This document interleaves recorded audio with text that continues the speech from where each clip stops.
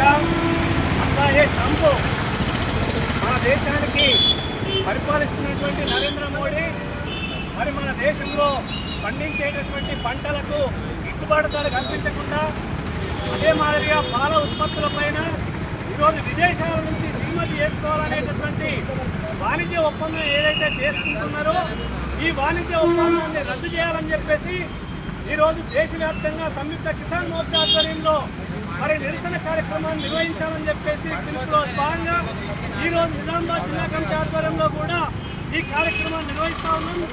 ప్రధానంగా ఈరోజు ఎవరైతే పెట్టుబడిదారులు ఉన్నారో వాళ్ళకు కొమ్ము కాస్తున్నటువంటి నరేంద్ర మోడీ సర్కారు అట్లాగే విదేశాల నుంచి మన దేశంలో పండించేటటువంటి పాలు అట్లాగే పదార్థాలు చక్కెర వరిధాన్యాన్ని వీటన్నిటిని కూడా మన రైతాంగానికి ఉపయోగం లేకుండా విదేశాల నుంచి అమెరికా నుంచి దిగుమతి చేసుకోవడానికి ఈరోజు వాణిజ్య ఒప్పందాన్ని తీసుకొస్తున్నటువంటి మరి అమెరికా నుంచి ఇక్కడ దిగుమతి చేసుకుంటే సుంకాలు లేకుండా మన దేశంలో అమ్ముకోవడానికి స్వేచ్ఛ, మరి మన భారతదేశం నుంచి అక్కడ దిగుమతి చేసుకుంటే జీరో ట్యాక్స్ తోటి అక్కడ మరి అమ్ముకునేటటువంటి పరిస్థితి ఈరోజు ఈ ఒప్పందం కొనసాగుతూ ఉంది.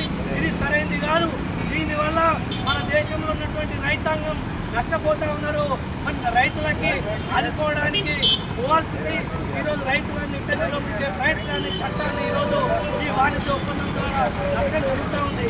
కాబట్టి ఈ వాణిజ్య ఒప్పందాన్ని నిరసిస్తూ ఈరోజు ఈ నిరసన కార్యక్రమాన్ని మరి ప్రారంభించడం జరిగింది. ముందుగా మన రాష్ట్ర నాయకులు రాష్ట్ర నాయకులు